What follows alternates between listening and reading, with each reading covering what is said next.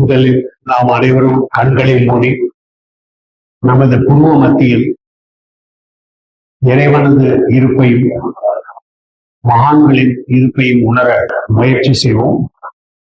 அவர்களின் அருளாசிகளை பெற்று இன்றைய சத்சங்கத்தில் நாம் கிரியாயோகத்தை பற்றி ஆலோசனை செய்வோம். முதலில் கண்களை மூடி புருவ மத்தியில் நம்முடன் இறைவன் நம்முடன் இப்பொழுது உள்ளார். மகான்களும் நம்முடன் உள்ளனர். அவர்களுக்கு முதலில் வந்தனங்கள் செலுத்தி நாம் இந்த நிகழ்ச்சியை ஆரம்பிப்போம். மனத்தளவிலேயே நான் செய்யும் பிரார்த்தனையை நீங்களும் செய்யலாம். ஆதியும் அந்தமும் இல்லாத அருட்பெரும் ஜோதியான தெய்வ தந்தைக்கு வந்தனங்கள். ஆக்கல், காத்தல், அழித்தல் ஆகிய 3 செயல்களின் மூலம் இப்படைப்பை தாங்கியுள்ள தெய்வ தாயான அன்னை பராசக்திக்கு வந்தனங்கள். இறைவனுடன் இரண்டர கலந்த பின்னரும் நமக்கெல்லாம் வழிகாட்டி நம்மை ஊதிக்க இப்புவியில் அவதரித்துள்ள யோகா சத்சங்க குருமார்களுக்கு வந்தனங்கள்.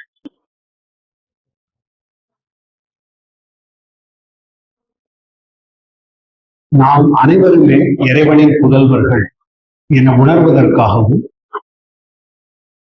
ஒரு சுதந்திர பறவையாக ஆவதற்கும் தன்னை உணர்வதற்கும் இறுக்கமின்றி மனநிறைவான வாழ்வதற்கான விருப்பத்துடன் இங்கு வருகை தந்துள்ள எனது அன்பு சகோதர சகோதரிகள் உங்கள் அனைவருக்கும் வணக்கங்கள்.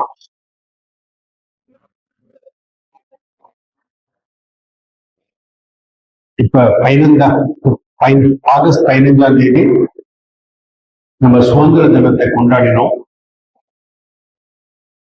அதுக்கு அடுத்த நாள் நேத்திக்கு கிருஷ்ணர் பிறந்த ஜன்மாஷ்டமி. இன்றைக்கு ஆவணி முதல் நாள். வரிசையாக 3 நாள் விசேஷமான நாள் அமைந்திருக்கு. இப்பொழுது சுதந்திரத்தை பத்தி நம்ம கொஞ்சம் யோசிச்சு ஆரம்பிக்கலாம். நமக்கெல்லாம் நாட்டின் சுதந்திரத்தை பத்தி நம்ம கொண்டாடினோம் 15 ஆகஸ்ட். ஆனா நமக்கு உண்மையான சுதந்திரம் இருக்கா? இதை பத்தி யோசிச்சு பார்த்தா அதை புரிஞ்சுக்கிறதுக்காக ஒரு சின்ன கதை மூலம் ஆரம்பிக்கிறோம். நீங்களாம் கேள்விப்பட்டிருப்பீங்க, சூஃபி மகான் ரூமி அவர் பேரு. அந்த ரூமி சொன்ன கதை ஒரு கதை. அரேபியால ஒரு வியாபாரி, அவர் பாரதத்துக்கு வந்து ரெகுலரா வியாபாரம் செய்யறதுக்கு வருவார். ஒரு தடவை வியாபாரி நண்பர் ஒருவர் இதுல இந்தியால அவருக்கு ஒரு கிளிய கொடையாக கொடுத்தார். ஒரு கூண்டுல, தங்க கூண்டுல. அந்த கிளியை வீட்டுக்கு கொண்டு போயிட்டு அவரை நல்லா கவனிச்சு அது நல்ல விதமாக அதை ட்ரீட்மெண்ட் பண்ணி நல்லா வளர்த்துட்டு வந்தார். அந்த கிளியும் ரொம்ப சந்தோஷமா இருந்தது. அது இவர் வீட்டுக்கு வரும்போதெல்லாம் பாட்டு பாடும், அவரை வரவேற்கும். பல விதங்கள்ல அந்த கிளி ரொம்ப நல்லாவே இருந்தது. ஆனா அதுக்குள்ள ஒரு உணர்ச்சி, நான் இந்த மாதிரி கூண்டுக்குள்ள இருக்கேன், சுதந்திரமா இருக்கிறதுனா என்ன எனக்கு தெரியல அப்படின்னு நினைச்சுக்கிறேன். ஒரு தடவை அந்த வியாபாரி இந்தியாவுக்கு வரத்துக்கு அவருக்கு ஒரு சான்ஸ் வந்தது. அப்ப எல்லார்கிட்டையும் விடை எடுத்துக்கிட்டாரு. எல்லார்கிட்டையும் கேட்டாங்க, உங்களுக்கு என்ன வேணும் இந்தியால இருந்து கொண்டு வரதுக்கு? அந்த மாதிரி நம்மளாம் பண்ற மாதிரி. அந்த கிளியை எதிர்பார்த்தது எங்கிட்டையும் வந்து கேட்பாரு. கடைசி அவர் கிளிகிட்ட வந்தான்னு கேட்டாரு. கிளி சொல்லிச்சு, நீங்க வந்து என்னோட உறவினர்களை இந்தியால சந்தித்தீங்கன்னா ஒரே ஒரு கேள்வி மட்டும் கேளுங்க, நான் சுதந்திரமா எப்படி இருக்கிறது? அவ்வளவுதான், அந்த கேள்வி மட்டும் கேளுங்க. ஸோ அவர் இந்தியாவுக்கு வந்தாரு. அவரோட வேலையெல்லாம் முடிச்சுட்டு மறக்கல கிளி சொன்னதை. ஸோ ஒரு தடவை ஒரு காட்டுல டிராவல் பண்ணும்போது அந்த கிளிகளின் கூட்டத்தை பார்த்தாரு. அப்ப அந்த கிளிகளை பார்த்து, உனது உறவினர் அரேபியாவில் என் கூட இருக்காரு, அவர் உங்கள்கிட்ட ஒரு கேள்வி கேட்டார் அப்படின்னு சொல்லி அவர் சொன்னார். அந்த கேள்வியை சொன்ன உடனேயே ஒரு கிளி கீழ் விழுந்து இறந்து போச்சு. அது சொன்ன உடனே உங்களுக்கு ஒரே வைரம், என்னடா அது, நான் இந்த கிளியோட செய்தியை கொடுத்தேன், அது கொடுத்தவொடனே இந்த கிளி இறந்து போச்சு. அந்த துயரத்தோட திரும்ப அரேபியாவுக்கு வீட்டுக்கு வர்றாரு. எல்லாரோடையும் மீட் பண்ணதுக்கு அப்புறம் கிளி ரொம்ப ஆவலோட எதிர்பார்த்துக்கிட்டு இருக்கு. அவர் கிளி கேட்குது, நீங்க பாத்தீங்களா உறவினர்களாம்? ஆமா. என்ன சொன்னாங்க? அதை சொல்லாம இருந்தா நல்லது அப்படின்னு முதல்ல சொன்னார் அவர். பட் அந்த கிளி விடல, இருந்தாலும் சொல்லுங்க அப்படின்னு சொல்லி அது வற்புறுத்து. ஸோ அவர் சொன்னார், உன் செய்தியை சொன்ன உடனே அந்த கிளி கூட்டத்துல ஒரு கிளி உடனே கீழே விழுந்து இறந்து போயிடுச்சு. அதை கேட்ட உடனே இந்த கிளியும் கீழே விழுந்து இறந்து போச்சு. அவருக்கு ரொம்ப அதிக துயரம் ஆயிடுச்சு. ஏன்னா ஒரு கிளி போச்சு, இங்க வந்தா நமது கிளியும் இறந்து போச்சு. ஸோ வருத்தத்தோட கூண்டை திறந்து அந்த கிளியை புதைக்கிறதுக்காக வெளியில கொண்டு வந்தாரு. மண்ணை தோண்டினாரு, குழியை தோண்டி. அப்ப அந்த கிளி கீழே விட்ட உடனே பறந்து போய் அது மரத்துல போய் உட்கார்ந்துருச்சு. ஸோ அதுக்கப்புறம் அந்த கிளி சொல்லிச்சு அதுகிட்ட, நீங்க அந்த எனக்கு கொடுத்த அந்த எனது உறவினர் கொடுத்த அறிவுரை என்ன தெரியுமா? உனக்கு சுதந்திரம் வேணும்னா நீ இப்ப இருக்கிற வசதிகளை தியாகம் செய்தாதான் உன்னால அந்த சுதந்திரத்தை அடைய முடியும். இதுக்கு பெரிய நமக்கு அறிவுரை இருக்கு அதுக்கு பின்னால. அதனாலதான் ரூமி இந்த கதையை சொன்னார்.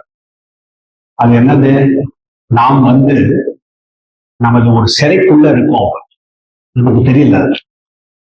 உடல் ஒரு சிறை, நமது மனம் ஒரு சிறை. ஆன்மா சுதந்திர பறவை, ஆனா அது சிறைப்பட்டுள்ளது. இந்த மனம் உடல் ரெண்டுமே அதை சிறைப்படுகிறது. ஆனா நமக்கு பழக்கம் ஆயிடுச்சு இப்படியே இருந்து உடலோட இணைந்து உலகத்தோடு இணைந்து மனத்தை உபயோகித்து இதான் வாழ்க்கை அப்படின்னு சொல்லிட்டு நமக்குள்ள அந்த மாதிரி கருத்து ரொம்ப ஆழமா இப்ப வந்ததுனால, பழக்கப்பட்டதுனால நம்ம சுதந்திரம்னா என்னங்கிறதே பறந்து போயிடும். உண்மையான சுதந்திரம் என்ன? நம்ம நினைக்கிறோம் இஷ்டப்படி நம்ம பண்றது அதான் சுதந்திரம் நினைக்கிறோம். நம்ம விருப்பப்படி பண்றது சுதந்திரம் இல்லை. ஆக்சுவலா நீங்க பாத்தீங்கன்னா நம்ம நமது பழக்கங்களின் அடிமை. யோசிச்சு பாருங்க, நமக்குள்ள பழக்கங்கள் இதை திரும்ப திரும்ப பண்ணும் பொழுது அதுக்கு அடிமைப்படுறோம். உண்மையான சுதந்திரம் இல்லை.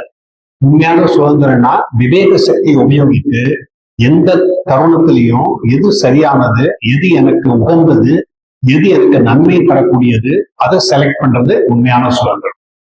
ஆனா எது நம்ம பழக்கப்பட்டு இருக்கோமோ, எது நம்ம what you are habituated doing every day, if you want to repeat only that is not real freedom. So அது நம்ம பழக்கத்துக்கு அடிமையாகணும். இதை பத்தி நம்ம யோசிக்கிறவங்க ரொம்ப குறைச்சல் தான். நம்ம எல்லாம் நினைக்கிறோம் உண்மையான சுதந்திரம் இஷ்டப்படி எது வேணாலும் பண்ணலாம், அதான் தனிக்காட்டு ராஜா. அதை வாங்கி நம்ம இருந்தா யாரும் நம்மளுக்கு எதுவும் சொல்ல மாட்டாங்க, நம்ம இஷ்டப்படி இருக்கலாம், அதான் நம்ம சுதந்திரம் நினைக்கிறோம். பட் ஆக்சுவலா பார்த்தா நமக்குள்ள சுதந்திரம் இருக்கா? இன்னைக்கு இங்க வந்துள்ள நம்ம எல்லாரும் இந்த கேள்வியை கேட்கும் பொழுது நமக்கு விடை எப்படி தெரியும் தெரியுமா? நமது ரிஷி முனிகள் ஆயிரக்கணக்கான வருடங்களுக்கு முன்னால அவங்க ரிசர்ச் பண்ணி கண்டுபிடிச்சாங்க. என்ன கண்டுபிடிச்சாங்க தெரியுமா? நமக்கு என்ன நம்ம தேடுறோமோ வாழ்க்கையில அது நமக்கு உள்ளேயே இருக்கு, வெளியில இருக்கு. இது ரொம்ப பெரிய விஷயம். நம்ம எதை தேடுறோமோ உள்ளுக்குள்ளேயே இருக்கு. ஆனா நம்ம என்ன பண்றோம், வெளியே தேடிக்கிட்டு இருக்கோம். இது ஒரு சின்ன கதை, இது ஒரு சிரிப்பான கதை. ஒரு பாட்டிமா அவங்க அவங்களோட அல்மேராவோட சாவி அது எங்கேயோ விழுந்து போச்சு. ரூம் ரொம்ப இருட்டா இருந்தது, ஒன்றும் தெரியல, கண் தெரியல. வெளியில வந்துட்டாங்க. வெளியில வெளியில தெரு விளக்குக்கு கீழே தேடுறாங்க. ஸோ அந்த சைடுல ஒரு போலீஸ்காரர் வந்தா, பாட்டியமா நீங்க என்ன தேடுறீங்க, நானும் உங்களுக்கு உதவி செய்வா கேட்டா, என்னோட அல்மேராவோட சாவி வந்து தொலைஞ்சு போச்சு, அது தேடிக்கிட்டு இருக்கு. அவனுக்கு கூட கொஞ்ச நேரம் தேடிட்டு டவுட் வந்தது அவனுக்கு. உங்களுக்கு ஞாபகம் இருக்கா, கடைசியா எங்க போட்டீங்க அதை? ஓ, என்னோட வீட்டுலதான் கீழே விழுந்தது. உங்க வீட்டுல கீழே விழுந்ததுன்னா இங்கேயே தேடுறீங்க வந்து. அங்க வீட்டுல கண் தெரியல எனக்கு, இங்க நல்ல வெளிச்சமா இருக்கு, அதனாலதான் இங்கே தேடுறேன். சாவி கிடைக்குமா? அதே மாதிரி நாம் இழந்த அந்த பேரின்பம், இறைவனுடன் இணைந்த அந்த நிலை, அதை இழந்துட்டோம். நம்ம வெளி உலகத்தோட இணைந்து ஐம்பொறிகள் மூலமாக நம்ம வந்து இயங்கிக்கிட்டு இருக்கோம். இப்ப உடல் மனத்தை உபயோகித்து அப்ப என்ன ஆகுது, நம்ம வந்து உண்மையான நம்ம சுதந்திர நிலையை மறந்தது தேடுறோம். உள்ளுக்குள்ள ஒரு விருப்பம் இருக்கு, இறைவனே கொடுத்திருக்காரு. ஏன்னா எப்ப வரைக்கும் அந்த சுதந்திரத்தை நம்ம அடையலமோ நம்ம திருப்தி அடைய மாட்டோம், மன நிறைவு அடைய மாட்டோம். உண்மையான மன நிறைவு எப்போ வரும்னா அந்த சுதந்திரத்தை அடையும் போதுதான் வரும், இல்லைன்னா வராது. அது இறைவனோட கொடை, ஒவ்வொருத்தருக்கும் கொடுத்துள்ள கொடை. எவ்வளவு பிறவைகள் வந்து நம்ம வந்து இங்கேருந்து சுத்திட்டு இருக்கோம், அதை அழுத்தலாம் அந்த விருப்பத்தை, ஆனா அந்த விருப்பம் போகாது. இதைத்தான் பரமஹம்ச யோகானந்தர் மனிதனின் நிரந்தர தேடல் அப்படின்னு சொன்னார். அந்த புத்தகத்திலேயே பார்க்கலாம் நீங்க, இதை பத்தி ரொம்ப அழகா சொல்லியிருக்காரு. அதை பத்தி, அதாவது நமக்கு ஏதாவது விருப்பம் பூர்த்தி ஆச்சுன்னு வச்சுங்க, ஆசை பூர்த்தி ஆச்சு, கொஞ்ச நேரத்துக்கு சந்தோஷமா இருக்கும். அதுக்குள்ள அது பூர்த்தி அடையிறது, அது கொஞ்ச நேரத்துக்கு முன்னாலே அடுத்த விருப்பம் வர ஆரம்பிச்சு. அதுக்கப்புறம் அடுத்தது. எப்பயுமே மனநிறைவே கிடையாது, ஒண்ணு ஒண்ணா தேடிக்கிட்டே இருக்கும். காரணம் என்ன, இறைவன் நமக்குள்ள கொடுத்துள்ள அந்த தீவிரமான ஒரு விருப்பம், உண்மையில் நாம் யார் அதை கண்டுபிடிக்கும். எப்போ வரைக்கும் உண்மையில நாம் யாருன்னு கண்டுபிடிக்கலையோ மன நிறைவு வரவே வராது. அது நம்ம அப்படியே சுத்திக்கிட்டே இருப்போம். சோ இப்ப நம்ம ரிஷி முனிகள் என்ன பண்ணாங்க, அதை கண்டுபிடிச்சாங்க. நம்ம எல்லாம் என்ன தவறு செய்யறோம், இந்த பாட்டியமா தேடின மாதிரி நமக்கு இழந்து விட்ட அந்த சொர்க்கத்தை, இழந்து விட்ட அந்த உயர்ந்த நிலைய, ஆனந்தத்தை, பரமானந்தத்தை, மன நிறைவை எங்க தேடுறோம்? வெளி உலகுல ஐம்பொறிகள் மூலமாக அங்க வரக்கூடிய இன்பத்துல, அங்க வரக்கூடிய அந்த சந்தோஷத்துல, நமக்கு ஆசைகள் பூர்த்தி ஆகுதுல, அதுல போய் தேடும். கிடைக்குமா? நம்ம இப்ப ராமேஸ்வரத்துல இருந்து வரோம். இன்னைக்கு ராமேஸ்வரத்துல அந்த கடல்ல குளிக்கும் போது நான் ஜஸ்ட் இதை நினைச்சுக்கிட்டு இருந்தேன். இன்னைக்கு காலையில கடல் உள்ள பெரிய கடல், நான் கடலுக்குள்ள ஒரு படகுல போயிட்டு இருக்கேன். எனக்கு ஒரே தாகமா இருக்கு. இவ்வளவு தண்ணி இருக்குங்க, என்ன கஷ்டம். சோ அதை எடுத்து இந்த தண்ணி குடிச்சேன்னா இந்த தாகம் தீருமா? தாகம் இன்னும் அதிகமாகும். அந்த உப்பு தண்ணியை குடிச்சா தாகம் இன்னும் அதிகமா தானே ஆகும், அதை தீரவே முடியாது. அதே மாதிரி நம்ம வந்து இந்த வெளி உலகத்துல ஐம்பொறிகள் மூலமாக எந்த விதமான நம்ம மன நிறைவு கிடைக்கும் எதிர்பார்த்து செய்யறோமோ அது மன நிறைவு கிடைக்கும். இதுதான் பரமஹம்ச யோகானந்தர் ரொம்ப அழகா இங்கிலீஷ்ல சொல்லியிருக்காரு. Ever fed never satisfied, never fed ever satisfied, ever fed never satisfied, never fed ever satisfied. நான் அதை தமிழாக்கம் செய்யறதுக்கு முயற்சி செய்தேன். என்றும் உணவிட்டு ஒருபோதும் நிறைவில்லை, என்றும் உணவிட்டு ஒருபோதும் நிறைவில்லை, ஒருபோதும் உணவிடாமல் என்றும் முழு நிறைவு, ஒருபோதும் உணவிடாமல் என்றும் முழு நிறைவு. ஐம்பொறிகளை குறித்து இதான் முக்கியமான விஷயம் ஞாபகம் வச்சு. அதுக்கு அர்த்தம் இல்ல ஐம்பொறிகளை கம்ப்ளீட்டா நம்ம வந்து அலட்சியம் செய்யறது அர்த்தம் இல்லை. அதாவது அதுக்கு ரொம்ப அதிகமா நம்ம அது மேல பற்று வந்ததுன்னா அது நமக்கு ப்ராப்ளம். அதுக்கு அதனோட இடத்துல வைக்கணும். ஏன்னா இறைவன் தான் படைச்சிருக்காரு, கருவிகள் எல்லாம் இறைவன் தான் படைச்சு. ஆன்மா வந்து மனம் உடல் அது ரெண்டு திரைகளை போட்டு மறைக்கிறார். அதோடு கூட இது இன்னும் கொஞ்சம் சுவாரஸ்யமா ஆக்குறதுக்காக என்ன பண்றாருன்னா 3 குணங்களை அவரும் இது பண்ணி, சாத்வீக குணம், ராஜச குணம், தாமசம். சாத்வீக குணம் வந்து நம்மளை மேல கொண்டு போகக்கூடியது, எலிவேட்டிங் குவாலிட்டி. தாமச குணம் கீழே கொண்டு போகக்கூடிய, நமக்கு கீழ்நிலைக்கு கொண்டு போகக்கூடிய குவாலிட்டி. அப்புறம் ராஜச குணம் ஆக்டிவேட்டிங் குவாலிட்டி. ஒண்ணு வந்து எலிவேட்டிங், இன்னும் டிகிரேடிங், மூணாவது ஆக்டிவேட்டிங் குவாலிட்டி. 3 குவாலிட்டியின் காரணமாக சிக்கல் ரொம்ப அதிகமாயிடும், குழப்பம் அதிகமாகுது.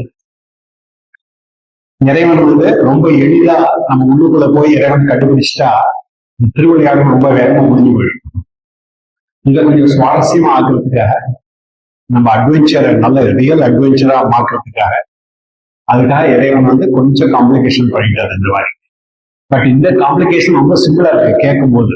இருமையினால ஆன உலகம் அப்படின்னு நம்ம புரிஞ்சுக்கிறோம். ஃபர்ஸ்ட் இருமையினால ஆனது எப்படி புரிஞ்சுக்கிறோம்? எந்த நிலையில எந்த இடத்துல பார்த்தாலும் இருமையினாலதான் எல்லாமே நடக்கும். ஃபார் எக்ஸாம்பிள், நீங்க அணுக்குள்ள போனீங்கன்னா எலக்ட்ரான் அப்புறம் proton, negative charge positive charge. Electricity பார்த்தீங்கன்னா அதே மாதிரி பாசிட்டிவ் நெகட்டிவ், வெறும் பாசிட்டிவ் மட்டும் கிடையாது, நெகட்டிவ் மட்டும் கிடையாது. அதே மாதிரி இந்த வாழ்க்கையில டே, இரவு இருந்ததுன்னா ஆரோக்கியம் இருந்ததுன்னா அப்புறம் நோய், அந்த மாதிரி மாறி மாறி தான் வரும் எல்லாமே. இங்க ஒரே நன்மை மட்டும் இல்ல, ஒரே தீமை மட்டும் கிடையாது, ரெண்டு கலந்துதான் வரும். அதான் இருமை. இந்த சின்ன இது பார்க்கும்போது ரொம்ப சிம்பிளா இருக்கு. பட் அதுல இருந்து எப்படி நமக்கு சிக்கல் வருது அதை புரிஞ்சுக்கிறதுக்கு ஒரு சின்ன எக்ஸாம்பிள். நம்ம யாரெல்லாம் எலக்ட்ரானிக்ஸ் படிச்சிருக்கீங்களோ, கொஞ்சம் இல்ல பிசிக்ஸ் படிச்சிருக்கீங்க, உங்களுக்கு தெரியும் டிஜிட்டல் சர்க்கியூட் அதோட அடிப்படை சர்க்கியூட் என்ன? Simple binary circuit. ஒரு பைனரி சர்க்கியூட்னா என்ன? நம்ம ஏதாவது ஒரு இன்புட் கொடுக்குறோம், அவுட்புட் 0 or 1, அவ்வளவுதான். ரெண்டு ஸ்டேஜ் தான் அது, 0 or 1. அதான் பைனரி சர்க்கியூட். உங்களுக்கு ரொம்ப ஆச்சரியமா இருக்கும், இந்த சிம்பிள் பைனரி சர்க்கியூட் எடுத்து இவ்வளவு பெரிய காம்ப்ளிகேட்டட் கம்ப்யூட்டர் நம்ம உண்டாக்குறோம். இந்த கம்ப்யூட்டருக்குள்ள போனீங்கன்னா, உள்ளுக்குள்ள போனா கடைசியில் இந்த சர்க்கியூட் அவ்வளவுதான், சிம்பிள் பைனரி சர்க்கியூட் தான். அதை வெவ்வேறு காம்பினேஷன்ல போட்டு லாஜிக் உபயோகித்து அது மூலமா கம்ப்யூட்டர் உண்டாகும். ஸோ அதுல நீங்க பாத்தீங்கன்னா, இப்ப ஆரம்ப நிலை அந்த நிலைக்கு போயிட்டா நமக்கு இப்ப ரொம்ப இது பண்றதே கஷ்டம், இமேஜின் பண்றது இவ்வளவு காம்ப்ளிகேட்டடா கம்ப்யூட்டர் பண்ண முடியும். இப்ப பாருங்க, கடைசி 30-40 வருஷத்துல எவ்வளவு டெவலப் ஆயிடுச்சு டிஜிட்டல் டெக்னாலஜிலாம். இப்பெல்லாம் போனீங்கன்னா, நான் ஒரு கடைக்கு போனேன், இளநீர் குடிச்சிட்டு பைசா கொடுக்கணும். அவன் சொல்றான், என்கிட்ட பைசா இல்ல. ஏன் பைசா இல்ல? என்கிட்ட QR கோடு இருக்கு, நீங்க உங்க மொபைல்ல ஆர்டர் பண்ணிடுங்க, அவ்வளவுதான். சின்ன ஒரு வெண்டர் கூட அவங்க கிட்டே பாருங்க டிஜிட்டல் டெக்னாலஜி எப்படி வேலை செய்யுது பாருங்க. இவ்வளவு இம்ப்ரூவ்மெண்ட் ஆயிடுச்சு. நான் ஐஐடியில படிக்கும் போது அவன் முதல் தடவை அந்த பெரிய கம்ப்யூட்டர் வந்து, அந்த கம்ப்யூட்டர் இந்த ரூம்ல பாதி சைஸ் இருக்கும், அவ்வளவு பெரிய கம்ப்யூட்டர். அதுல நம்ம வேலை செய்யறதுக்கு முதல்ல ஒரு டைப் பண்ணாங்க, கார்டுல பர்சனல் கோடெல்லாம் டைப் பண்ணிட்டு போர்ட்ரான் லாங்குவேஜ்ல அதை ஃபீட் பண்ணோம். அடுத்த நாள் அவுட்புட் கிடைக்கும். அப்புறம் என்ன தப்பு இருக்கு பார்த்துட்டு அப்புறம் டீபக் பண்ணோம். இந்த மாதிரி ரொம்ப காம்ப்ளிகேட்டடா ஒரு சின்ன ப்ரோக்ராம் பண்றதுக்கு ஒரு டைம் ஆயிடும். இப்ப பாருங்க என்னாச்சு, எவ்வளவு இம்ப்ரூவ்மெண்ட் ஆயிடுச்சு பாருங்க. சோ இவ்வளவு இம்ப்ரூவ்மெண்ட் ஆனதுக்கு அடிப்படை நிலையில இருக்குது, அது மாறல என்னமோ. அந்த பைனரி சர்க்கியூட் தான் அடிப்படை, இந்த டிஜிட்டல் சர்க்கியூட்.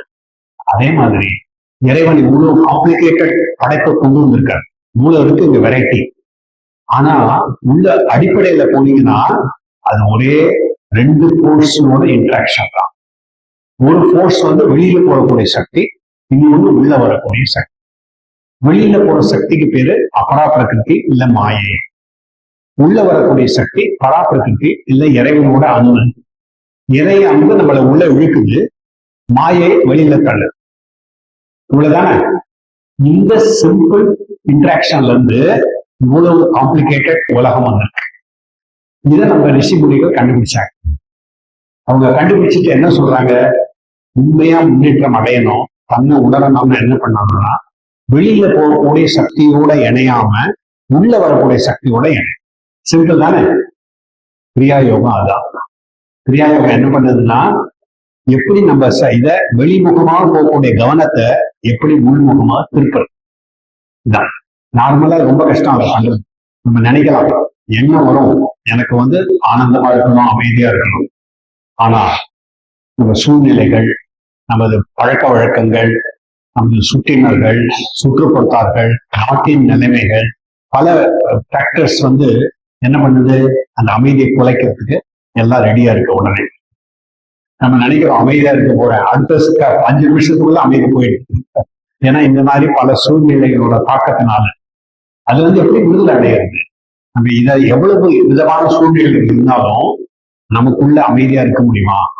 இதான் கேள்வி. நமக்குள்ள மகிழ்ச்சியா இருக்க முடியுமா? இதைத்தான் நம்ம ரிஷி முனிகள் கண்டுபிடிச்சாங்க. என்னோட சீக்ரெட் என்னன்னா, எப்படி உள்ள போறது, அதுக்கு திறமை வந்ததுன்னா நம்ம எப்ப வேணாலும் உள்ள போயிடலாம். உள்ள போயிட்டு நமக்குள்ள இருக்கிற மகிழ்ச்சி, ஆனந்தம், இறைவனோட இருப்ப உணர்ந்துட்டா இப்ப வெளி உலக தாக்குதல்கள் நம்ம அந்த மாதிரி பாதிக்க முடியாது. பாருங்க, நம்மளோட கான்சியஸ்னஸ உயர்ந்த நிலைக்கு கொண்டு போயிட்டா எந்த ப்ராப்ளம் இப்ப நம்ம ரொம்ப டிஸ்டர்ப் பண்ணுதோ அந்த ப்ராப்ளம் துச்சமாயிடும். It become trivial. ஏன்னா நம்ம இது ஸ்டேட்டஸ் வந்து ஹை லெவல்ல வந்துருச்சு. அப்ப அந்த ஹை லெவல்ல இருந்து இது பார்க்கும்போது ஒரு பெரிய சயின்டிஸ்ட், ஐ திங்க் ஐன்ஸ்டைன் சொன்னான்னு நினைக்கிறேன். அதாவது ஒரு ப்ராப்ளம் எந்த லெவல்ல நம்ம உண்டாக்குறோமோ அந்த லெவல்லே இருந்தா அந்த ப்ராப்ளத்தை சால்வ் பண்ண முடியாது. அந்த லெவல்ல இருந்து உயர்ந்த லெவலுக்கு வந்தா அந்த ப்ராப்ளத்தை ஈஸியா சால்வ் பண்ணிடலாம். இல்லையா? கரெக்ட் தானே? அதே மாதிரி நம்ம வந்து ஐம்பொறிகள் மூலமாக இணைந்து வெளி உலகத்தோடு தொடர்பு கொண்டு நம்ம வந்து இயங்கும் பொழுது நமது உணர்வு நிலை கிராஸ் லெவல்ல கீழ் லெவல்ல இருக்கு. அந்த நிலையில இருந்து உயர்ந்த நிலைக்கு நம்ம கொண்டு போகும்போது நமக்கு கொஞ்சம் கொஞ்சம் புரிய ஆரம்பிக்கும். இறைவன் வந்து இந்த வெளி உலக படைத்தது அவருடைய எண்ணங்கள்னால தான் படைச்சிருக்காரு. இதனோட மெட்டீரியல் பேசிஸே கிடையாது. உலகம் முழுவதுமே இறைவனோட எண்ணங்களால தான் படைக்கணும். That means the whole world, the whole creation is created only out of thoughts. இதை நம்புறதே கஷ்டம். ஏன்னா நம்ம பார்க்கிறோம், கண்ணுக்கு பிரத்யட்சமா தெரியுது, காதுனால கேட்கிறோம், நம்ம தொடரும், இந்த மாதிரி பிரத்யட்சமா எல்லாமே இருக்கு. எது இப்படி எண்ணங்கள் மட்டும் எப்படி சொல்ல முடியும்? இதுக்கு ஒரு சின்ன ஒரு சிந்தனை செய்யக்கூடிய ஒரு விஷயம் என்னன்னா, இரவுல தூங்கும் போது என்ன இருக்கு? இரவுல நான் தூங்கும் போது நம்ம உடலை பத்தி உணரவே இல்லை, வெளி உலகத்தை பத்தியே நினைக்கிறது இல்லை, ஆனா பெண்ணா அந்த உணர்வும் கிடையாது, ஒண்ணுமே இல்லை. என்ன போது என்ன ஆகுதுன்னா, நம்ம உணர்வு நிலை அட்டென்ஷன் அந்த உடல்ல இருந்து விடுபட்டு முதுகு தண்டுக்குள்ள போகுது. அது நமக்கு தெரியல. ஆனா முதுகு தண்டுக்குள்ள போய் அந்த முன் மையங்கள் மூலமாக மேல போய் இறைவனோட இணைந்து இறைவனோட சக்தியை உள்ள இழுக்குது. அதனாலதான் தூங்கி எழுந்த உடனே புத்துணர்ச்சி நமக்கு வரும். தூங்கறதுக்கு முன்னால ரொம்ப கவலைகள், நிறைய ப்ராப்ளம் இருந்திருக்கலாம். தூங்கிட்டு காலையில எழுந்தா புத்துணர்ச்சி எங்க இருந்து வந்தது? ஒரு மேஜிக் மாதிரி வருது புத்துணர்ச்சி. அது எப்படி வருதுன்னா இறைவனோட மேஜிக். என்ன மேஜிக்? அது சார்ஜ் பண்றாரு, நமக்கு பிராணசக்தியினால சார்ஜ் பண்றாரு. அது இன்ஃபினிட் ரிசர்வாயர்ல இருந்து சார்ஜ் பண்றாரு. ஆனா கொஞ்சம் அளவு தான் நம்மளால இருக்க முடியும் தூக்கம். அப்புறம் எப்போ ப்ராப்ளம் வந்தாலும் தூங்க முடியாது. ஏதாவது ப்ராப்ளம் வந்தாலும் உடனே உட்காந்து தூங்கிடுது. அப்போ ப்ராப்ளம் மறந்து போயிடும். பட் அது வந்து ட்ரிவியல் சொல்யூஷன் சொல்றது. இந்த கால்குலஸ் பார்க்கும்போது நம்ம மேத்தமெட்டிக்ஸ்ல ட்ரிவியல் சொல்யூஷன் 0 = 0, அது ட்ரிவியல் சொல்யூஷன். அந்த மாதிரி இது வந்து ஒரு ட்ரிவியல் சொல்யூஷன் மாதிரி. உண்மையான சொல்யூஷன் வேணா என்ன பண்றோம்? உணர்வு பூர்வமாக பிராணசக்தியை உள்ள இழுத்து முதுகு தண்டுக்குள்ள கொண்டு போய் இறைவனோட இணைக்க முடிஞ்சா அவ்வளவு பெரிய விஷயம். அதான் கிரியாயோகம். கிரியாயோகம் மூலமாக நமக்கு அந்த திறவுகோல் அதான் எப்படி உள்ளுக்குள்ள போய் இந்த இறைவனோட இணையிறது, அதுக்கான வழி. ஏன்னா நம்ம வந்து முதல்ல கொஞ்சம் புரிஞ்சுக்கணும். அந்த 2 போர்ஸ் சொன்ன, வெளியில் போறது உள்ள வருது. இந்த போர்ஸோட இன்ட்ராக்ஷனால தான் வாழ்க்கை, இல்லையா? இப்ப மாய சக்தி உபயோகித்து இறைவன் வந்து தன்னையே பல பாகங்களாக பிரித்து உலகத்தை படைச்சிருக்கு. ஏகோகம் பகுஷ்யாமா, நான் ஒன்றாகவே இருந்தேன், ஆனால் என்னுள் பலவாக ஆவதற்கான விருப்பம் வந்தது. அதற்காக தான் இறைவனை திருவிளையாடல் படைக்கிறார். படைக்கும் போது என்ன ஆகுது? வைப்ரேஷன் உண்டாக்குறார் முதல்ல. ஃபர்ஸ்ட் அந்த வைப்ரேஷன் என்ன? வெளியில போகக்கூடிய வைப்ரேஷன், உள்ள வரக்கூடிய வைப்ரேஷன். அங்கிருந்து ஆரம்பிக்கிறது. என்ன வைப்ரேஷன் வந்ததுன்னா அதுக்கு சவுண்ட் வரும், லைட் வரும், ஒலி ஒளி. இறைவனோட அடுத்த குவாலிட்டி ஒலி ஒளி. அதை உபயோகித்து இறைவனோட அறிவுத்திறன், இன்டெலிஜென்ஸ், அதை உபயோகித்து அவர் பலவிதமான படைப்புகளை கிரியேட்டிவ் வெரைட்டி கிரியேட் பண்றார். அப்புறம் அதுல இருந்து நமக்கு இறைவன் ஞான வடிவானம். அது இவ்வளவு கிரியேட் பண்ண கூட அவரோட நிலையிலேயே அவர் இருக்காரு. நமக்கும் இறைவனோட இணையும் போது அந்த ஞானம் நமக்குள்ளே வரும். அதனால இறைவன் வந்து ஞான வடிவானவர். அடுத்தது இந்த மாதிரி கொஞ்சம் கூட்டி விட்டா நமக்குள்ள ஆர்வம் வரும், நமக்குள்ள விருப்பம் வரும். இறைவன் யார், நாம் யார், உண்மை என்ன, மெய்ப்பொருள்னா என்ன, அந்த மாதிரி நமக்குள்ள விருப்பம் வரும்பொழுது நமக்குள்ள ஒரு டிவோஷன் வரும். டிவோஷன் அங்கிருந்தா வரும். டிவோஷன் தீவிரமாகும் போது அன்பு வருது. அன்பு தீவிரமாச்சுன்னா ஆனந்தம் வரும். இந்த 10 குவாலிட்டி இறைவனை பத்தி நான் சொன்னப்ப இது எங்க இருக்குன்னா பரமஹம்ச யோகானந்தரோட யோகா சத்சங்க பாடங்கள் 3வது பாடத்துல யாரெல்லாம் நீங்க லெசன்ஸ் எடுத்து படிக்கிறீங்களோ, படிக்க போறீங்களோ, உங்களுக்கெல்லாம் அந்த 3வது லெசனை படிச்சீங்கன்னா இறைவனோட 10 குணங்கள் ரொம்ப அழகா சொல்லி சொல்லியிருக்காங்க. வைப்ரேஷன்ல இருந்து ஆரம்பிச்சு அந்த மாதிரி பூரா சிருஷ்டி வரும். இதை ரொம்ப இன்னொரு விதமா பார்த்தா இந்த வைப்ரேஷன் முதல் லெவல் வந்து எண்ணங்கள், சட்லஸ்ட், இது வந்து தாட்ஸ். அந்த தாட்ஸ் கண்டென்ஸ் பண்ணி வைப்ரேஷன் கொஞ்சம் கிராஸ் ஆகும்போது எனர்ஜி ஆகுது, பிராணசக்தி. அந்த எனர்ஜி இன்னும் கண்டென்ஸ் பண்ணா ஐம்பூதங்களாலான இந்த பரு உலகம், இந்த வெளி உலகம், அது இந்த கடைசி level.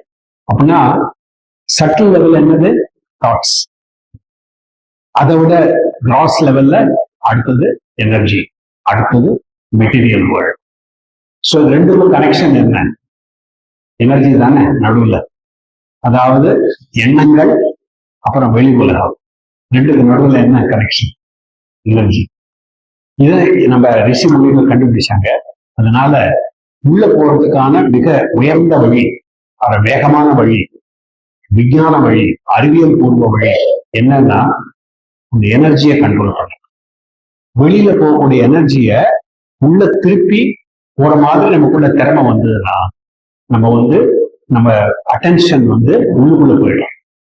Where there is energy there is attention. எங்க எனர்ஜி இருக்கோ அங்கதான் நம்ம கவனம் போகும். எனர்ஜி எங்க ஓடுதோ அங்கதான் கவனம். எனர்ஜி முதுகு தண்டுக்குள்ள போயிடுச்சுன்னா நம்ம கவனம் முதுகு தண்டுக்குள்ளே போயிடும். எனர்ஜி இந்த குரு மத்தியில கூட்டஸ்ல வந்து கம்ப்ளீட்டா நம்ம போக்கஸ் பண்ணிட்டா இறைவனை உணர ஆரம்பிச்சோம். ரொம்ப சிம்பிள் தானே. இப்ப நம்ம கொஞ்ச நேரம் தியானம் செய்து அந்த இறைவனோட இருப்பு, அமைதியை உணர்வதற்கு முயற்சி செய்வோம். இப்ப நான் சொன்ன மாதிரி நமது கவனம் குருமத்தியில வந்துடுச்சுன்னா இறைவன் உணர ஆரம்பிப்போம். அது ஆழ்ந்து போகும்போது ஆழ்ந்த உணர்வு வரும். எவ்வளவு ஆழமா நம்ம தியானம் செய்யறோமோ அதை பொறுத்து இறைவனது நமக்கு அனுபவம் நமக்குள்ள வரும். மேலெழுந்த வாரியா தியானம் செய்தா அந்த மாதிரிதான் ரிசல்ட் வரும். ஆழ்ந்து தியானம் செய்யறதுன்னா என்ன? மனத்தை ஒருநிலைப்படுத்த, கான்சென்ட்ரேஷன். வேற எங்கேயும் போக விடாம மனத்தை ஜஸ்ட் அப்படியே அது மேலேயே போக்கஸ் பண்ண. 2வது உடலை ஆடாம அசையாம அப்படியே வைக்க. ஏன்னா உடல் வந்து இருக்க வந்தது, உடலுக்குள்ள இங்க எங்க நம்ம அசைஞ்சுக்கிட்டு இருக்கோம். இப்ப என்ன ஆகும்? எனர்ஜி அங்க போய் கூட சிக்கிக்குது, கேப்சர் ஆயிடும். எனர்ஜி அங்கே கேப்சர் ஆயிடுச்சுன்னா உள்ள திருப்பி இறைவனுக்கு மேல கொண்டு வர முடியாது. சிம்பிள் தானே, வெரி சிம்பிள் லாஜிக். அப்படின்னா நம்ம என்ன பண்ணோம்?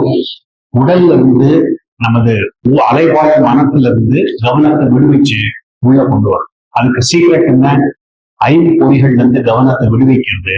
ஆமை வந்து தந்த அவயங்களை உள்ள இழுக்கிற மாதிரி நமக்குள்ள திறமையை கொண்டு வரணும். வெளி உலகத்துல கூட நம்ம இணையக்கூடியது 5 பொறிகள்.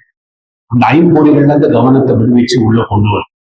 இதுதான் திருவள்ளுவர் சொல்றாரு, ஒருமையுள் ஆமை போல் 5 அடக்க. பகவான் கிருஷ்ணர் அதையே சொல்றாரு, சேம் ஓமை பகவத்கீதை. ஆமயங்கள், ஆமை எப்படி அவைகளை உள்ள இழுக்குதோ அந்த மாதிரி நம்ம வந்து கவனத்தை உள்ள இழுக்கணும். இதே எக்ஸாம்பிள் உங்களுக்கு ரொம்ப ஆச்சரியமா இருக்கும். ஒரு பெரிய Christian saint Teresa of Avila, அவங்களும் அதே எக்ஸாம்பிள் கொடுத்துருக்காங்க. 3 பேரும் வெவ்வேறு இடத்துல இருக்கிறவங்க, திருவள்ளுவர், செயின்ட் தெரசா எல்லாம், பகவான் கிருஷ்ணா, 3 பேரும் ஒரே எக்ஸாம்பிள் கொடுத்துருக்காங்க. ஆமை எப்படி அவயங்களை உள்ள இழுக்குதோ அந்த மாதிரி நம்மளோட கவனத்தை உள்ள இழுக்க வேண்டியது ரொம்ப அவசியம். அது நம்ம இழுத்தா பிரத்யகார நிலை, அதான் உள் இழுக்கப்பட்ட நிலை. அதுக்கு இப்படி அடையிறது சயின்டிபிக் மெத்தட் வந்து ராஜயோகம், அஷ்டாங்க யோகம். அதுல பிராணாயாமம் மூலமாக எனர்ஜியை கண்ட்ரோல் பண்ணி நம்ம பிரத்யகார நிலையை அடையணும். ஸோ இப்ப நம்ம கொஞ்சம் முயற்சி செய்வோம், ஆரம்ப நிலை தியானம் செய்வோம். ஏன்னா யாருக்கு இதுல விருப்பம் இருக்கோ அதுக்கப்புறம் நீங்க இந்த நிகழ்ச்சி முடிஞ்சதுக்கு அப்புறம் பிரம்மச்சாரி விரஜான்ஜி என்கிட்ட இல்ல வாலண்டியர்ஸோட நீங்க மீட் பண்ணலாம். உங்களுக்கு எப்படி இந்த யோகதா சத்சங்க பாடங்களை எடுத்து நீங்களும் இந்த உயர்ந்த தியான உத்திகளை பயிற்சி செய்து சரிசம வாழ்க்கை மூலமாக எப்படி நமது வாழ்க்கையை மாற்றி அமைச்சு ஒரு அமைதிகரமான வாழ்க்கை, ஒரு மன நிறைவான வாழ்க்கை, இறுக்கமில்லாத வாழ்க்கை எப்படி வாழ முடியும், அதை பத்தி நீங்க நல்லா அந்த மெத்தட் அதை நீங்க தெரிஞ்சுக்கலாம். பயிற்சி செய்யணும். ஆனா வெறும் மெத்தட் மட்டும் தெரிஞ்சா போதாது. மெத்தட் தெரிஞ்சதுக்கு அப்புறம் அதை பயிற்சி செய்யறது ரொம்ப முக்கியம். இதெல்லாம் ப்ராப்ளம் வரும், அதை பத்தி பின்னால பார்க்கலாம். ஸோ இப்ப நம்ம தியான பயிற்சி செய்யணும். தியான பயிற்சி ஆரம்பத்துல இருந்தே 3 விஷயம் ஞாபகம்.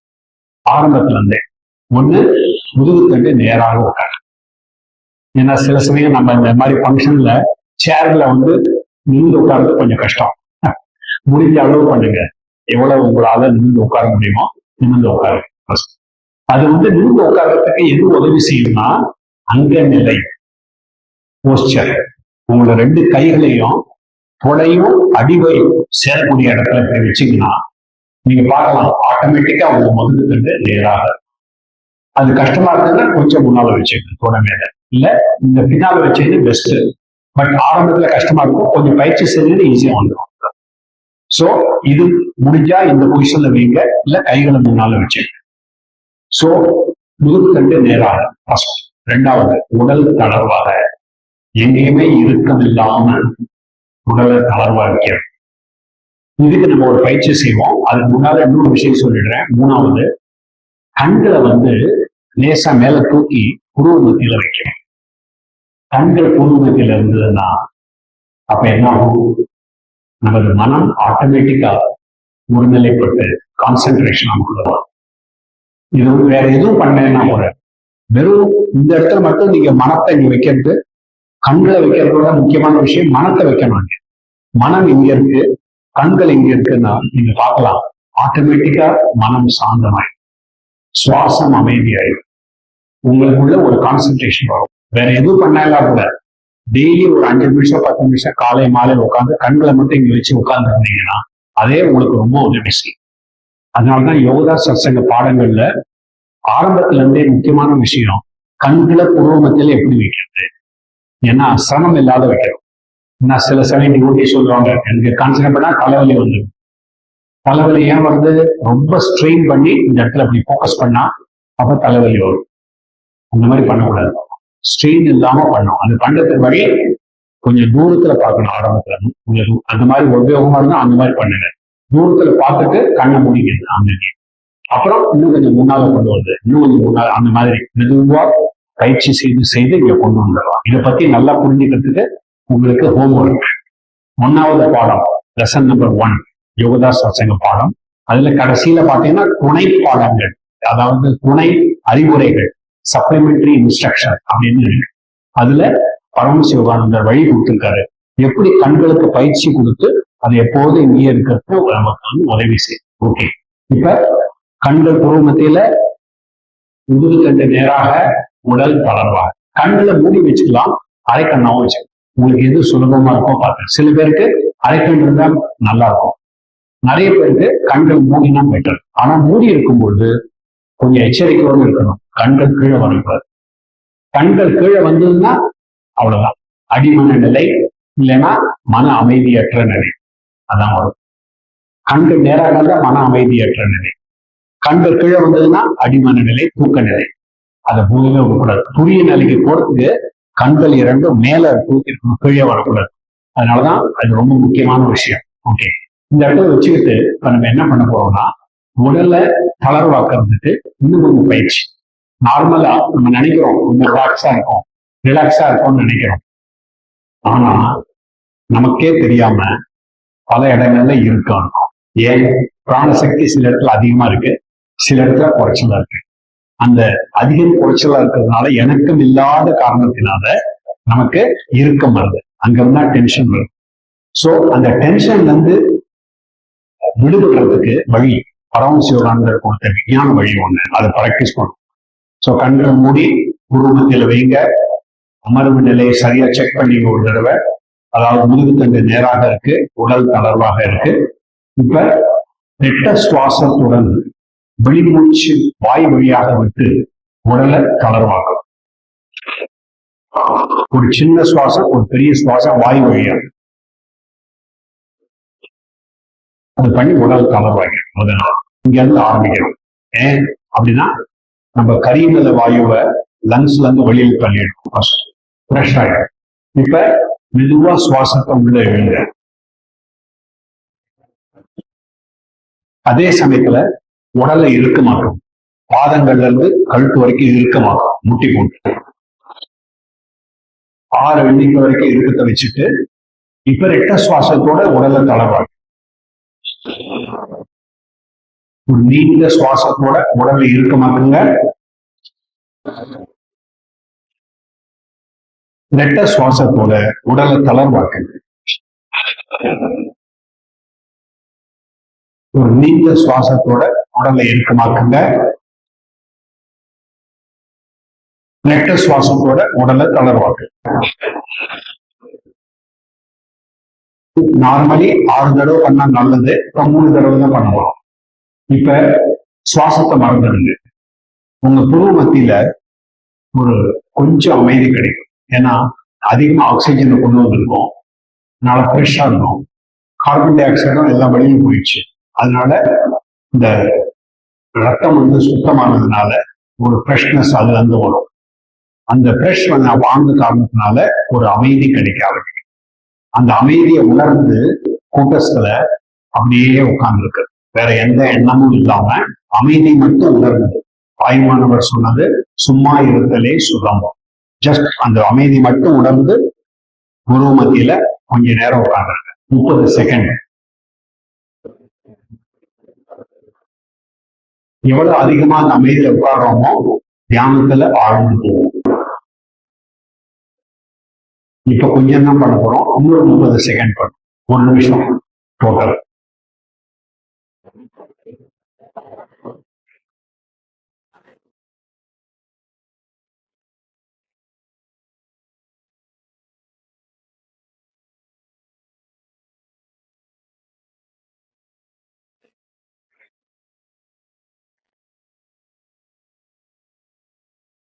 தியானத்திற்கு பல வழிமுறைகள் உள்ளன.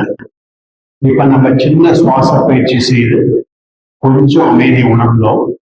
இது இன்னும் கொஞ்சம் தீவிரமா உணர்றதுக்கு தியான உத்திகள் யோகா சத்சங்க பாடங்கள்ல இருந்து நீங்க படிச்சு அதை பிராக்டிஸ் பண்ணலாம். இப்போதைக்கு இன்னொரு மெத்தட் யூஸ் பண்ண போறோம், மனக்காட்சி காணுதல். அது மூலமாக இப்ப கிடைச்ச சிறிய அமைதியை விரிவாக்க போறோம். மனத்தளவுல அதாவது விரிவாக்கு. ஒரு சின்ன கொஞ்சம் அமைதி உருவமத்தில கிடைக்குது. இப்ப என்ன பண்றீங்கன்னா மனத்தளவுல அதை பெருசாக்கி முகம் முழுவதுமே அமைதியாலேயே சூழப்பட்டுள்ளதான் நினைங்க.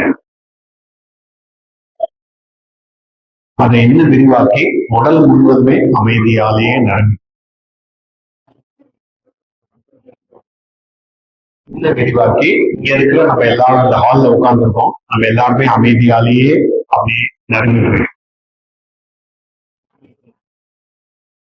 இந்த மாதிரி விரிவாக்கிட்டே போகிறோம். அப்ப அடுத்தது இங்க இருந்து இன்னும் பெரிதாக்கி தேனி நகரம் முழுவதுமே அமைதியிலேயே சூழப்பட்டோம்.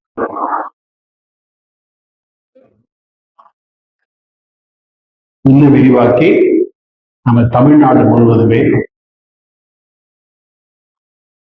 பாரத நாடு முழுவதுமே, பாரத நாட்டின் வரைபடத்தை மனத்துக்குள்ள பாருங்க. பார்த்துட்டு அது பூரா அமைதியாலேயே நிரம்பி போதான் நிறைங்க. அமைதியே நிரப்புங்க அதை பூரா பாரதத்தை முழுவதும். இன்னும் பெரிதாக்கி இந்த ஆசியா கண்டம் அப்புறம் நமது உலகம் முழுவதுமே அமைதியாலே சூழப்பட்டுள்ளது. உலக கோலத்தை மனத்துக்குள்ள பாருங்க. அந்த கோலம் சுழலுது, பூமி சுத்துது, அது அமைதியிலேயே சுத்துது. அதோட கூட சூரியனை சுத்தி வருது, அது கூட அமைதியிலேயே சுழலுது. பூமி மட்டும் இல்ல, எல்லா கிரகங்கள் சேர்ந்து சூரிய மண்டலம் முழுவதுமே அமைதியிலேயே தான் இயங்குது எல்லாமே. அந்த சூரிய மண்டலம், சூரியன் ஒரு நட்சத்திரம், ஸ்டார். இதே மாதிரி பல நட்சத்திரங்கள் இருக்கு. அந்த நட்சத்திரங்களோட கூட்டத்துக்கு பேரு கேலக்சி, நட்சத்திர கூட்டம். நமது கேலக்சிக்கு பேரு மில்கி வே, பால்வீதி. சோ பால்வீதி முழுவதுமே இப்ப அந்த அமைதியிலேயே நிரம்பி போச்சு, சூழப்பட்டுள்ளது. இன்னும் பெருசாக்கி நமது கேலக்சியை தவிர பல பல கேலக்சி இந்த வானத்துல இருக்கு, வான்வெளியில. அந்த கேலக்சி எல்லாமே பூரா அப்படியே அமைதியே விரிவடைந்து எல்லையற்ற அமைதி. இடது பக்கம் எவ்வளவு தூரம் போனாலும் அமைதி, வலது பக்கம் முன்னால பின்னால மேல கீழே உள்ள வெளியே எல்லா இடத்துலயும் அமைதியே அமைதி, பேரமைதி. இதுதான் இறைவன். நாம் அந்த அமைதியின் ஒரு சிறு பாகம். அதனால இப்ப சங்கல்பம் செய்து அந்த அமைதியை நம்ம மனத்துக்குள்ள நாம் அந்த அமைதியின் ஒரு பாகம் என்பதை நினைவில் வைத்துக் கொள்வதற்காக அந்த சங்கல்பம் செய்து நம்ம அதை வச்சுக்க முயற்சி செய்து ஒரு தியானத்துல ஒரு வழி. இதை நம்ம எப்ப வேணாலும் செய்யலாம், காலை மாலை எப்ப நமக்கு டைம் கிடைக்குதோ அப்பெல்லாம் சங்கல்பம் செய்யலாம். அதாவது ஒரு புது எண்ணம், உண்மை, அதை திரும்ப திரும்ப சொல்லும் பொழுது அது ஆழ்ந்து நம்மளோட கான்சியஸ்னஸ் உள்ள போயிடும், உணர்வு நிலைக்குள்ள. அது போய் நமக்குள்ள மாறுதல்களை கொண்டு வரும். இதுதான் அவனோட பிரின்சிபிள். அதனால நமக்குள்ள இருக்கிற தீய எண்ணங்களை மாத்துறதுக்கு நல்ல எண்ணங்கள், பாசிட்டிவ் எண்ணத்தை கொண்டு வந்து திரும்ப திரும்ப சொல்லும் பொழுது தீய எண்ணம் போயிடும். அது அந்த மெத்தட்ல இப்ப நம்ம கிடைத்த அமைதிய நம்ம இன்னும் கொஞ்சம் ஆழ்ந்து உள்ள கொண்டு வரதுக்கு அந்த எண்ணத்தை நம்ம திருப்பி திருப்பி சொல்ல போறோம். என்னோட சேர்ந்து நீங்க முதல்ல சொல்லுங்க. அந்த சங்கல்பம் செய்ய வழி முதல்ல உரத்த குரல், அப்புறம் மென்குரல், அப்புறம் இன்னும் மென்குரல், அதுக்கப்புறம் முன்முழுத்தல், அப்புறம் மனத்துக்குள்ளே சொல்லு. சோ முதல்ல உரத்த குரல்ல திருப்பி சொல்லுங்க. என் இறைவா, நீ ஆழ்ந்த அமைதி, நான் உனது குழந்தை, எனவே நானும் அமைதி. என் இறைவா, நீ ஆழ்ந்த அமைதி, நீ எல்லையற்ற அமைதி, நான் உனது குழந்தை, எனவே நானும் அமைதி. என் இறைவா, நீ ஆழ்ந்த அமைதி, நீ எல்லையற்ற அமைதி, நான் உனது குழந்தை, எனவே நானும் அமைதி. எல்லையற்ற இறைவா, நீ ஆழ்ந்த அமைதி, நீ எல்லையற்ற அமைதி, நான் உனது குழந்தை, எனவே நானும் அமைதி. என் இறைவா, நீ ஆழ்ந்த அமைதி, எல்லையற்ற அமைதி, குழந்தை, எனவே நானும் அமைதி. என் இறைவா, நீ ஆழ்ந்த அமைதி, நீ எல்லையற்ற அமைதி, நான் உனது குழந்தை, எனவே நானும் அமைதி. உன்னோட உணவுக்கு மனத்தளவிலே 2 சொல்லும்.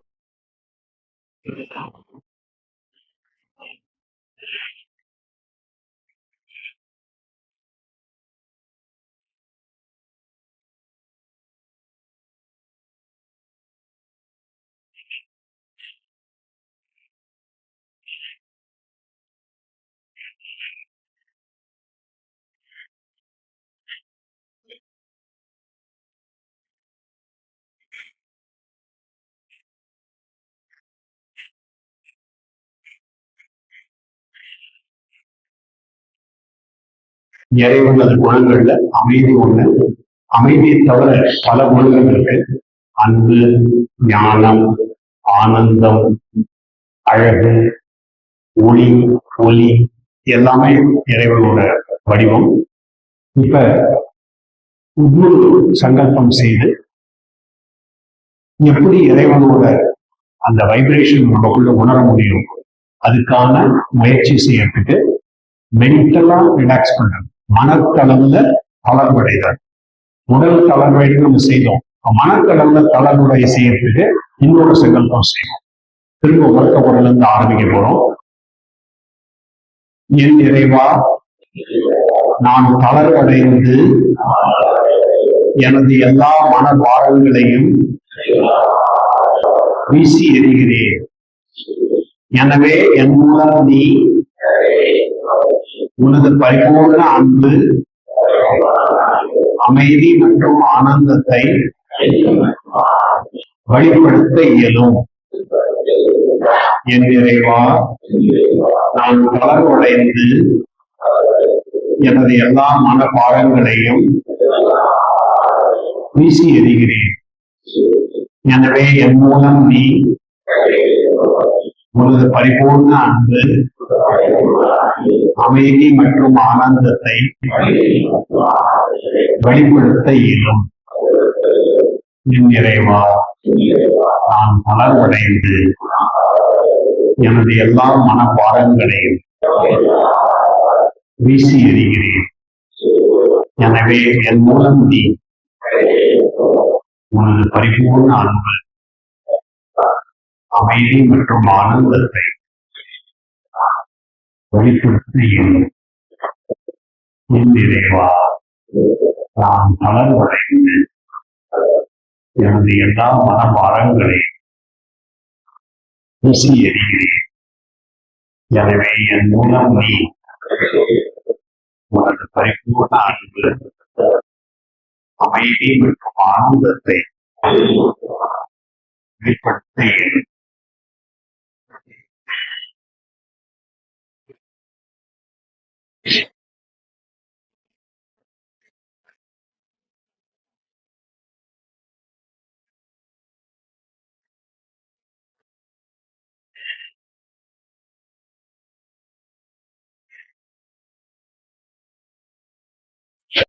தியானத்தை முடிப்போம்.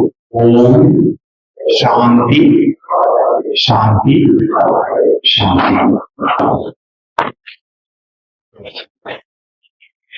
இப்ப நம்ம சிறிய அளவுல தியானம் செய்தோம்.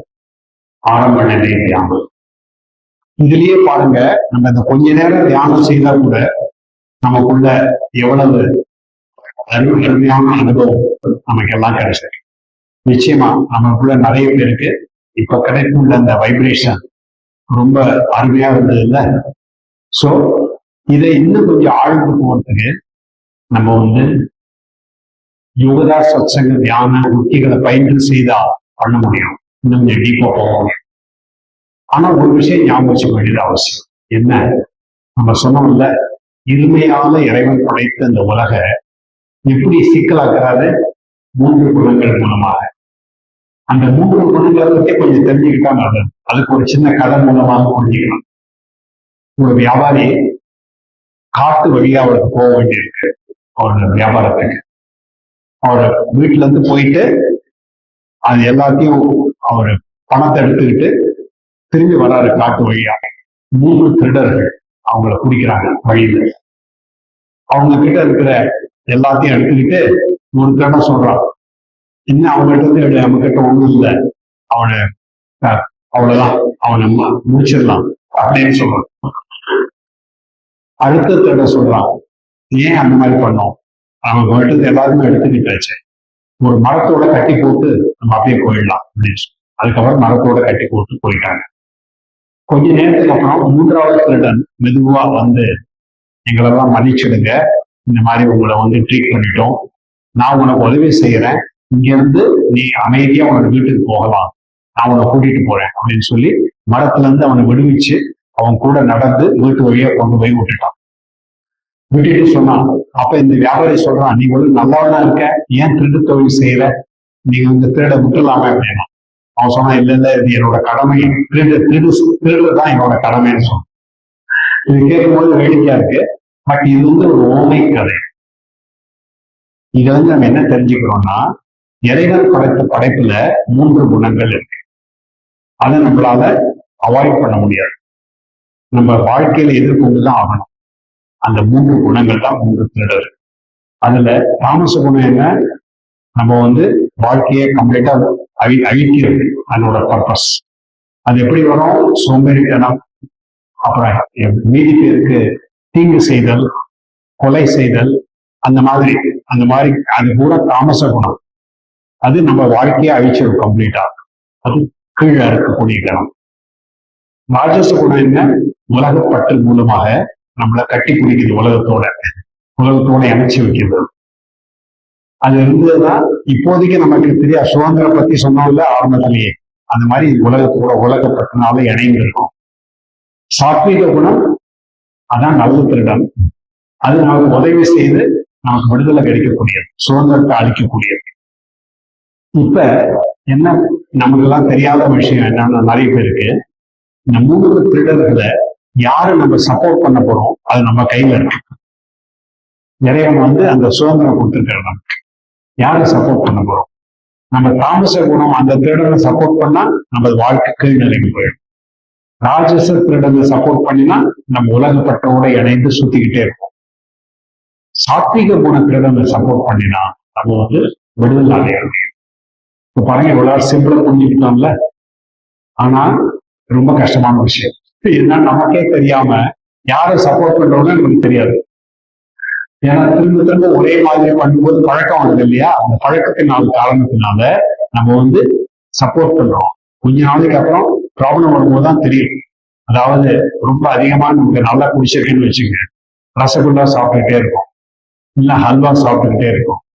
அதை சாப்பிட்டு அப்புறம் இப்ப டாக்டர் சொல்ல உங்களுக்கு சர்க்கரை வியாதி வந்துருச்சு, நீங்க இதை சாப்பிடவே கூடாது. அந்த மாதிரி ஜோல்ட் வந்ததுக்கு அப்புறம் அதுக்கப்புறம் நம்ம பாக்குறோம், அதுக்கப்புறம் விடுறதுக்கு முயற்சி செய்தா பழக்கம் விட மாட்டேங்குது, கஷ்டப்பட்டு தான் விட வேண்டியது. சோ இதுல என்ன தெரிஞ்சுக்கிறோம்? விவேக சக்தி உபயோகித்து யாரை சப்போர்ட் பண்றோம்னு புரிஞ்சுக்கிறது ரொம்ப அவசியம். அது எப்படி கண்டுபிடிக்க முடியும்?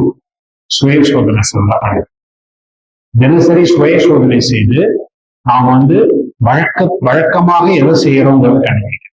எப்பயாவது வரக்கூடிய மனவீழ்ச்சி போதாது.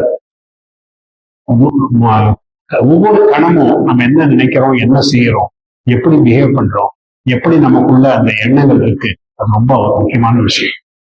அதை சுய சோதனை செய்தா பிடிக்க முடியும், இல்லைன்னு முடியாது.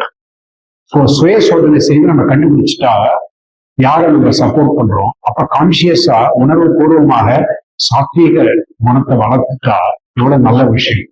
அது பண்றதுக்கு தியானம் செய்தா ரொம்ப உபயோகமா இருக்கும். ஏன்னா தியானம் பண்ணினாலே சாத்வீக குணத்தின் மேல விருப்பம் தானாகவே வரும். அது ஏன்னா தியானம் செய்த என்ன ஆகும்? யான் பெற்ற இன்பம் பெருகைய வையகம், திருமூலர் சொன்ன மாதிரி நமக்குள்ள ஆட்டோமேட்டிக்கா சேவை மனப்பான்மை, மீதி பேருக்கு உதவி செய்யக்கூடிய எண்ணம் வரும், எல்லாருக்கும் அனுபவிக்கக்கூடிய எண்ணம் நமக்குள்ள வரும், தானாகவே வர ஆரம்பிக்கிறது மூலமா. அதனால சாத்திய குணத்தை வளர்க்கறதுக்கு மிக உயர்ந்த வழி தியானம் செய்யும். அவர் தியானத்திலையும் அறிவியல் பூர்வமான தியானமா இருந்தா நமக்கு ரிசல்ட் கரெக்டா வரும்.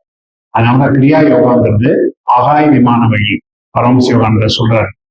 இதை பத்தி நீங்க நல்லா தெரிஞ்சுக்கணும்னா யோகியின் சுவை சட்டம் 26வது அத்தியாயம் படிங்க. அதை படிச்சீங்கன்னா எப்படி கிரியா யோகம் வேலை செய்யுது அதை பத்தி முடிஞ்சு சொல்லியிருக்காரு. அது பார்க்கும்போது இது நேர் வழி, ஆகாய விமான வழி. இங்க எங்க போய் மாட்டிக்க வேண்டிய அவசியம், ஸ்ட்ரெயிட்டா போகலாம். ஆனா ஸ்ட்ரெயிட்டா போறதுக்கு கிரியா யோகம் மட்டும் இருந்தா போதாது, அதோட கூட அன்பு, பக்தி, இறைவனுக்கு மேல பக்தியின் அவசியம். அதனாலதான் குருஜி பரமசிவானந்தர் அழகான formula Kriya yoga plus devotion, it works like mathematics, it cannot fail.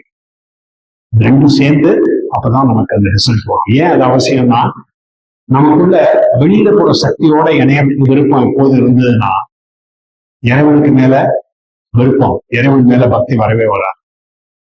உள்ளுக்கு வரக்கூடிய சக்தியோட இணையும் போது தானாகவே பக்தி நமக்குள்ள வர ஆரம்பிக்கும். அதனாலதான் கிரியா யோகம்ங்கிறது மிக உயர்ந்த பக்தி மார்க்கம். சாதாரண பக்தி நம்ம நினைக்கிறோம், ஆனா உண்மையில இறைவனை பத்தி நினைக்கும் போது மனம் வேற எங்கேயோ போகுது, எனர்ஜி வெளியில இருக்கு. நம்ம இதயத்துல இருந்து உண்மையான அன்பு இல்லை, தூய அன்பு இல்லை. அது எப்படி கொண்டு வருது?